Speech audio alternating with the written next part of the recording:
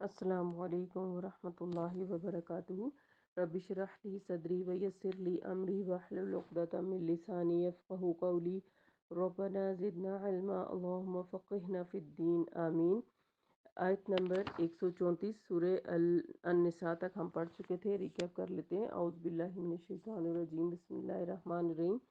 وَيَسْتَفْتُونَكَ فِي النِّسَاءِ قُلِ اللَّهُ يُفْتِيكُمْ فِيهِنَّ وَمَا يُتْلَى عَلَيْكُمْ فِي الْكِتَابِ فِي يَتَامَى النِّسَاءِ اللَّاتِي لَا تُؤْتُونَهُنَّ مَا كُتِبَ لَهُنَّ وَتَرْغَبُونَ أَن تَنكِحُوهُنَّ وَالْمُسْتَضْعَفِينَ مِنَ الْوِلْدَانِ وَأَن تَقُومُوا لِلْيَتَامَى بِالْقِسْطِ وَمَا تَفْعَلُوا مِنْ خَيْرٍ فَإِنَّ اللَّهَ كَانَ بِهِ عَلِيمًا۔ لوگ آپ صلی اللہ علیہ وسلم سے عورتوں کے بارے میں فتویٰ پوچھتے ہیں۔ آپ صلی اللہ علیہ وسلم ان سے کہیے کہ ان کے بارے میں اللہ تمہیں فتویٰ دیتا ہے، اور ان احکام کے بارے میں بھی جو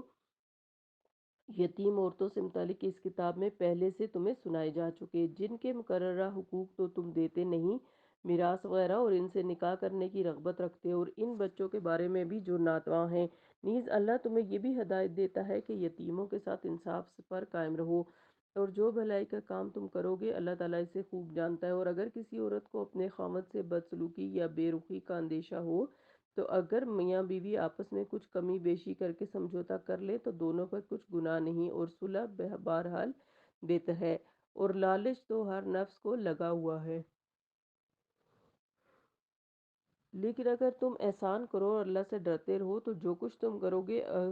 اللہ یقیناً اس سے خوب واقف ہے۔ اگر تم اپنی بیویوں کے درمیان کما حقوق عدل کرنا چاہو بھی تو ایسا ہرگز نہیں کر سکو گے، لہٰذا یوں نہ کرنا کہ ایک بیوی کی طرف تو پوری طرح مائل ہو جاؤ اور باقی کو لٹکتا چھوڑ دو، اور اگر تم اپنا رویہ درست رکھو اور اللہ سے ڈرتے رہو تو بلا شبہ اللہ بخشنے والا رحم فرمانے والا ہے۔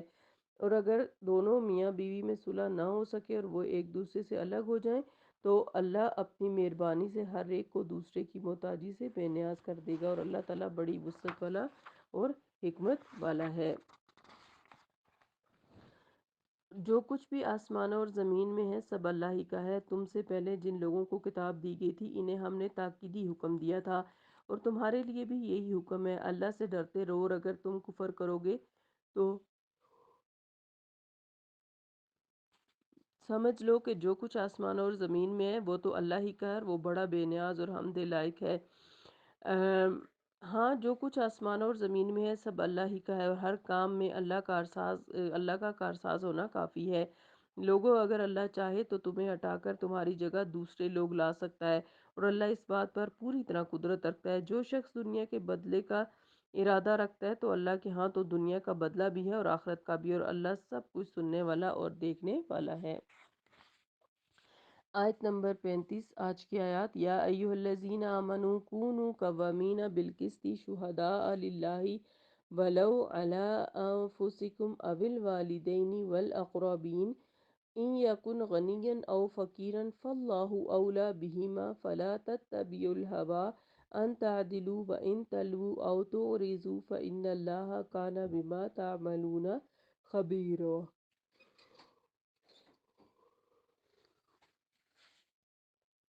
اے ایمان والو، اللہ کی خاطر انصاف پر قائم رہتے ہوئے گواہی دیا کرو، خواہ وہ گواہی تمہارے اپنے یا تمہارے والدین یا قریبی رشتہ داروں کے خلاف ہی پڑے، اگر کوئی فریق دولت مند ہے یا فقیر ہے، بہرحال اللہ ہی ان دونوں کا تم سے زیادہ خیر خواہ ہے، لہٰذا اپنی خواہش نفس کے پیچھے پڑ کر عدل کی بات کو چھوڑو نہیں، اور اگر گول مول سی بات کرو یا سچی بات کہنے سے کترا جاؤ تو جان لو کہ جو کچھ تم کرتے ہو اللہ اس سے واقف ہے۔ یہاں پر اس آیت میں انصاف کی گواہی کا تاکیدی حکم دیا جا رہا ہے کہ اپنے خلاف گواہی دینے کا مطلب یہ ہے کہ اپنے جرم کا برملا اعتراف کر لے، خواہ اس کا کتنا ہی نقصان برداشت کرنا پڑے، اور یہ بڑے حوصلے اور اجر و ثواب کا کام ہے۔ اپنے بعد سب سے قریبی والدین ہوتے ہیں، پھر اس کے بعد دوسرے قرابت، اور ظاہر ہے کہ جو شخص اپنے خلاف گواہی دینے کی جرات کر سکتا ہے وہ والدین اور قریبی رشتہ داروں کے خلاف بدرجہ اولی ایسی جرات بھی کر سکے گا۔ اپنے خلاف گواہی دینے اور حق کی بات صاف صاف کہہ دینے سے بسا اوقات مخالف فریق پر بہت خوشگوار اثر پڑتا ہے، اور اس کا دل از خود ہی نرمی کی طرف مائل ہو جاتا ہے۔ دوسری بات جو اس آیت میں کہی گئی ہے کہ دولت مند کے حق میں غلط گواہی اس لیے دی جاتی ہے کہ اس طرح گواہی دینے والا اس سے کوئی دنیاوی مفاد حاصل کر سکے، اور غریب کے حق میں اس لیے کہ امیر کے مقابلے میں غریب پر رحم اور ترس کھانا چاہیے، اور اس طرح شاید اس کا کچھ بھلا ہو جائے۔ اللہ تعالیٰ یہ فرما رہے ہیں کہ ان دونوں کا اللہ وارث ہے، اور وہ ان دونوں کا تم سے زیادہ خیر خواہ ہے، اور ان کا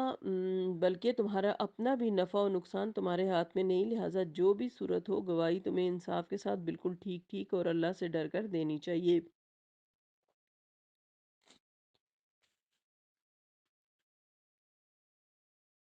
اور پھر کہا جا رہا ہے کہ گواہی میں ہیرا پھیری کی کیا کیا صورتیں ہو سکتی ہیں، کہ شہادت کے وقت لگی لپٹی یا گول مول سی بات مت کرو جس سے کسی فریق کو نقصان پہنچ جائے، اور اس کی کئی صورتیں ہو سکتی ہیں، مثلاً حق پر مبنی شہادت کا کچھ حصہ چھپایا جائے اور سمجھے کہ میں نے شہادت کے وقت جھوٹ نہیں بولا، تو یہ کتمان حق یعنی حق کو چھپانا ہے، جو جھوٹی گواہی سے بھی بڑا گناہ ہے۔ دوسری صورت یہ کہ گواہ کو پورے واقعے کا پورا پورا علم ہے، لیکن وہ اس ترتیب سے توڑ موڑ کر اور ہیرا پھیری کر کے بیان کرے کہ بات کچھ کی کچھ بن جائے، اور اس کا مقصد کسی ایک فریق کو فائدہ پہنچانا ہوتا ہے جس سے دوسرے کو از خود نقصان پہنچ جاتا ہے، اور بعض دفعہ گواہ کسی اپنی ذاتی مفاد کے لیے بھی ایسے کام کرنے لگتا ہے۔ یہ سب صورتیں عدل و انصاف اور تقوی کے خلاف ہیں۔ واضح رہے کہ اگر اس آیت کو ظاہری مفہوم میں لیا جائے تو اس کا وہی مفہوم ہے جو اوپر بیان ہوا ہے، تاہم کونوا قوامین بالقسط کے الفاظ اس سے وسیع تر مفہوم حاصل ہوتا ہے کہ قوام قائم سے مبالغے کا صیغہ ہے، اور قسط ایسا عام لفظ ہے جس میں دنیاوی معاملات، خانہ داری، باہمی معاملات اور لین دین، اپنے اور بیگانے، کافر اور مومن، ہر ایک سے انصاف کرنے کا حکم ہے۔ نیک کو نیک اور بد کو بد کہو، بات کہو تو سچی کہو، خواہ اس میں تمہارا اپنا نقصان ہو رہا ہو یا اس کی زد تمہارے والدین کی کسی قریبی رشتہ دار پر پڑ رہی ہو۔ امیر اور غریب، کافر اور مومن، کسی کی بھی رعایت نہ کرو بلکہ صرف اللہ تعالیٰ کی رعایت رکھو۔ پھر کہا جا رہا ہے اگلی آیت میں کہ آیت نمبر 136 میں یا ایھا الذین آمنوا آمنوا باللہ ورسولہ والکتاب الذی نزل علی رسولہ والکتاب الذی انزل من قبل ومن یکفر باللہ وملائکتہ وکتبہ ورسلہ والیوم الآخر فقد ضل ضلالا بعیدا۔ اے ایمان والو، خلوص دل سے اللہ پر اور اس کے رسول پر اور اس کتاب پر ایمان لاؤ جو اس نے اپنے رسول پر نازل کی، نیز اس کتاب پر بھی جو اس سے پہلے اس نے نازل کی، اور جو شخص اللہ اور اس کے فرشتوں، اس کی کتابوں، اس کے رسولوں اور روز آخرت کا انکار کرے تو وہ گمراہی میں بہت دور نکل گیا۔ قرآن سے پہلے کی نازل شدہ کتاب یا کتابوں پر ایمان لانے کا مطلب یہ ہے کہ فی الواقعہ وہ کتاب بھی اللہ کی طرف سے نازل ہوئی ہے۔ یہ مطلب نہیں کہ جو کچھ مواد ان میں آج کل موجود ہے، یعنی چینج کر کے تورات کو، انجیل کو، وہ سب کچھ اللہ کی طرف سے۔ اس آیت میں اور اس طرح کی دیگر کئی آیات میں ایمان بالغیب کے 5 اجزاء کا ذکر ہے، جو یہ ہے کہ اللہ پر، اس کی کتابوں پر، اس کے رسولوں پر، اس کے فرشتوں پر اور آخرت کے دن پر بن دیکھے ایمان لایا جائے، یعنی ان پر پختہ یقین رکھا جائے۔ ایمان بالغیب کا چھٹا جز تقدیر پر ایمان ہے، یعنی ہر طرح کی بلائی اور برائی اللہ ہی کی طرف سے ہوتی ہے، اور یہ عقیدہ بھی قرآن ہی کی کئی آیات سے پتہ چلتا ہے، اگرچہ اس آیت میں مذکور نہیں۔ اور پھر کفر کے درجے، جس طرح پہلی آیت میں ایمان کا لفظ 2 معنوں میں استعمال ہوا ہے، اسی طرح اس آیت میں کفر کا لفظ بھی 2 معنوں میں استعمال ہوا ہے۔ ایک یہ کہ سرے سے مسلمانوں کی جماعت میں شامل ہی نہ ہو کوئی، اور ان سب امور کا مذکورہ انکار کر دے۔ دوسرا یہ مطلب ہے کہ ایمان کا زبانی دعویٰ کر کے مسلمانوں میں شامل تو ہو جائے، لیکن جو اثرات اس عقیدے کے اس کی طبیعت پر مرتب ہونے چاہیے تھے وہ نہیں ہوئے، نہ ہی وہ اپنے طریقہ زندگی کو شرعی تقاضوں کے مطابق ڈھالنے کی کوشش کرے۔ ایسا ایمان بھی کچھ فائدہ نہیں دے گا، اور یہ سراسر گمراہی ہے۔ آیت نمبر 137، ان الذین آمنوا ثم کفروا ثم آمنوا ثم کفروا ثم ازدادوا کفرا لم یکن اللہ لیغفر لهم ولا لیہدیہم سبیلا۔ بلا شبہ جو لوگ ایمان لائے پھر کفر کیا، پھر ایمان لائے پھر کفر کیا، پھر کفر میں بڑھتے ہی چلے گئے، اللہ انہیں ہرگز نہیں بخشے گا اور نہ ہی انہیں سیدھی راہ دکھائے گا۔ ایمان اور کفر کی بار بار تبدیلی اس آیت میں بتائی گئی ہے۔ اس سے مراد منافقین اور مرتدین کا گروہ ہے جو ہر وقت مذبذب رہتا ہے، متردد ہی رہتے ہیں کہ جس طرف کا پلہ بھاری نظر آتا ہے اس میں شامل ہو جاتے ہیں۔ ایسے لوگ ہوا کا رخ دیکھتے، حالات کا جائزہ لے کر اپنی خواہشات نفس کے پیروکار ہوتے ہیں، اور جتنی دفعہ بھی ہوا کا رخ بدلے اتنی دفعہ ان کا ایمان اور کفر بدلتا رہتا ہے۔ ایسے ایمان کا کچھ فائدہ نہیں ہوتا، لہٰذا ان پر کفر ہی کی چھاپ مضبوط ہو جاتی ہے، اور کفر میں بڑھتے چلے جانے کا دوسرا مطلب یہ ہے کہ خود تو کافر ہیں، دوسروں کو بھی کافر بنانے کے لیے اور اسلام کی راہ سے روکنے کے لیے ہر ممکن کوششیں کرتے رہتے ہیں۔ ایسے لوگوں کے راہ راست پر آنے کی کوئی صورت باقی نہیں رہتی۔ آیت نمبر 138، اللہ تعالیٰ فرماتے ہیں کہ بشر المنافقین بأن لہم عذابا علیما، منافق لوگوں کو آپ صلی اللہ علیہ وسلم یہ خوشخبری سنا دیجئے کہ ان کے لیے دردناک عذاب ہے۔ کون سے منافق؟ یہی جو بار بار دین میں آتے اور پھر چھوڑ دیتے، پھر آتے اور پھر چھوڑ دیتے۔ آیت نمبر 139، الذین یتخذون الکافرین اولیاء من دون المؤمنین ایبتغون عندہم العزت فإن العزت للہ جميعا، جو مومنوں کو چھوڑ کر کافروں کو دوست بناتے ہیں تو کیا یہ لوگ کافروں کے ہاں عزت تلاش کرتے ہیں؟ حالانکہ عزت تو سب اللہ ہی کے لیے ہے۔ کافروں سے دوستی اور منافق کی مثال اور کردار اس آیت سے معلوم ہوتا ہے کہ مومنوں کو چھوڑ کر کافروں کو دوست بنانا یا سمجھنا منافقت کی واضح علامت ہے۔ یہ لوگ کافروں کے ساتھ میل جول رکھ کر ان کے نزدیک مقبول بننا چاہتے ہیں، حالانکہ نتیجہ اس کے بالکل برعکس ہوتا ہے، کیونکہ دھوبی کا کتا گھر کا نہ گھاٹ کا ہوتا ہے۔ یہ والی بات یہاں پر بھی آتی ہے کہ ایسے منافق مسلمانوں کی نظروں سے بھی گر جاتے ہیں اور کافروں کی نظروں میں بھی ذلیل ہی رہتے ہیں، اور ہر جگہ سے اپنا اعتماد کھو بیٹھتے ہیں، اور جو شخص ہر حال میں ایک ہی گروہ سے منسلک رہے وہ دشمن کی نظر میں بھی کم از کم قابل اعتماد ہوتا ہے۔ چنانچہ صحیح مسلم میں اسی مضمون کی ایک حدیث بھی آئی ہے۔ آپ صلی اللہ علیہ وسلم نے فرمایا، منافق کی مثال بکریوں کے دو گلوں کے درمیان پھرنے والی بکری کی سی ہے، جو کبھی اس گلے میں جاتی ہے اور کبھی اس گلے میں جاتی ہے۔ یہ بات بھی قابل غور ہے کہ منافق لوگ کافروں سے میل جول اس لیے رکھتے ہیں کہ ان کے ہاں وہ معتبر، مقبول اور معزز بن سکیں، لیکن اگر اللہ ان کافروں ہی کو جن کے ہاں یہ عزت تلاش کر رہے ہیں ذلیل کر دے تو پھر انہیں عزت کہاں سے ملے گی؟ آیت نمبر 140،